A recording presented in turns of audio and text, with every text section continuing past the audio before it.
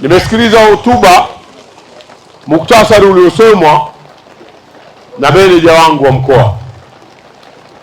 Nimemsikiliza vizuri. Nimeipita leo barabara, nimeiona kwamba hamfanyi maintenance.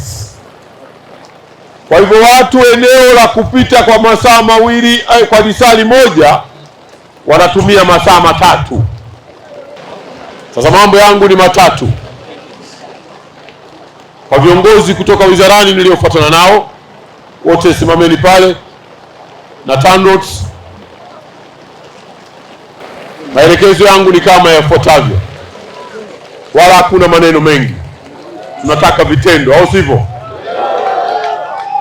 La kwanza, jambo la kwanza, ninawaelekezeni TANROADS na mkurugenzi wa barabara kutoka wizarani kama ifuatavyo.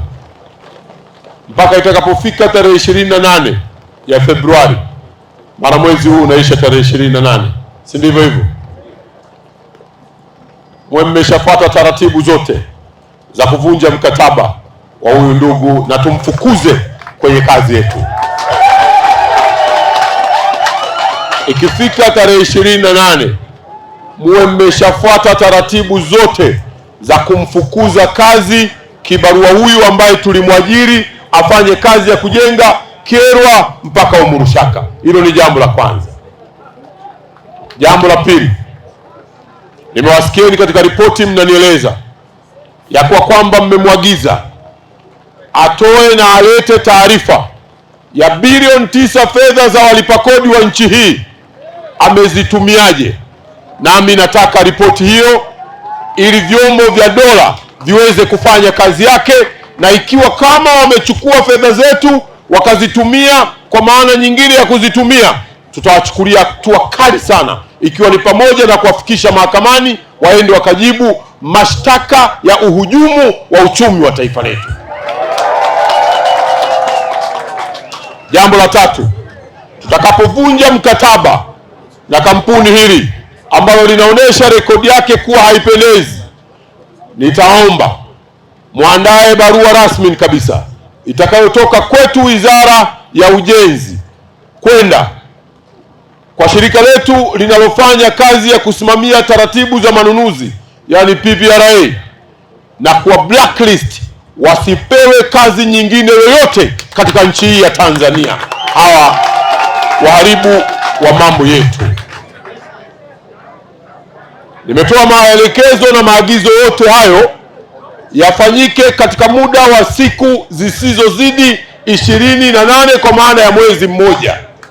Mwisho, wako wasimamizi wa huu mradi, na wenyewe muwakague kama wamefuatiliza vizuri taratibu zote zinazohusu mawasiliano, zinazohusu kumsimamia mkandarasi, na wao ikiwa hawakuchukua wajibu wao vizuri. Na hii nakupeni onyo, wataalamu wangu wote wa TANROADS nchi nzima, mnapokuwa mnasimamia miradi, ikiwa kama mkandarasi ni mzembe, hakuna kucheka naye. Hakikisha unafuata taratibu za kimkataba. Hatutapenda kuona sisi tunakwenda kumfukuza kazi tuliyempa kazi, kisha tunakwenda kushindwa mahakamani kwa sababu ya uzembe mliofanya wataalamu katika kuhakikisha ya kwamba mnasimamia vyema sehemu zinazohusu mikataba yetu. Na kama tutathibitisha na kuona jambo la namna hiyo, mathalan katika mkataba huu wa Kyerwa Umurushaka mkakosea, na ninyi tutawaingiza katika makosa ya kihujumu ya uchumi wetu. Kinachotuuma zaidi sisi wana Kyerwa, mkandarasi huyu bila aibu kabidi barabara nyingine ya Murongo na ameshinda hiyo tenda. Tunaomba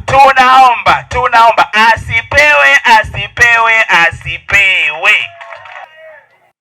Yani imekuwa ni aibu. Nilikuwa nawaambia nilipokutana nao, hata jana nilikuwa na mazungumzo nao kwa barabara za miradi ya TACTIC za TARURA. Wamechukua fedha, wamechukua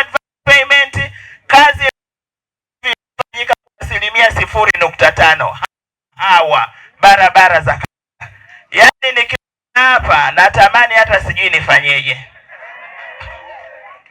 Mheshimiwa Waziri, kwa sasa mkandarasi anatekeleza ujenzi kwa gharama ya shilingi bilioni 94.3 kwa maana kilomita zote 50 kwa kiwango cha lami, na mpaka kufikia sasa hivi mkandarasi ameweza kuleta sehemu ndogo tu ya mitambo kwa maana ya 28% ya mitambo yote inayotakiwa, lakini pia ameweza kuleta wataalamu wanaotakiwa kusimamia mradi kwa 72.7 pekee.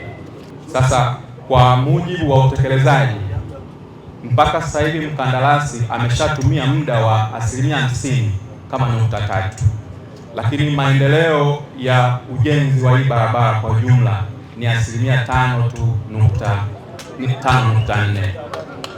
Na kwa upande wa malipo, mkandarasi aliomba malipo ya awali ambayo serikali imemlipa kiasi cha shilingi bilioni 9.15, ilimlipa tarehe 26 mwezi Septemba mwaka 2024.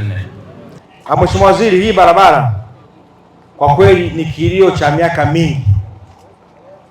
mingi toka nazaliwa mpaka leo tunatamani kuona lami. Kitendo cha kumpata mkandarasi, wananchi walipata matumaini sasa kwamba tutaanza kuona lami, lakini utendaji kazi wa mkandarasi huyu kwa kweli unakatisha tamaa sana. Wananchi hawa waliposikia wanakuja walipata matumaini, sasa tunaenda kuona majibu. Ukitoka hapa kilomita 38 unaingia Uganda, pale mpakani panaitwa Murongo, ni barabara ya vumbi, lakini tuna imani kwa serikali hii sikivu inaongozwa na Daktari Samia Suluhu Hassan, chini yako wewe waziri aliyepewa dhamana ya barabara, tuna imani tutapata na hii barabara.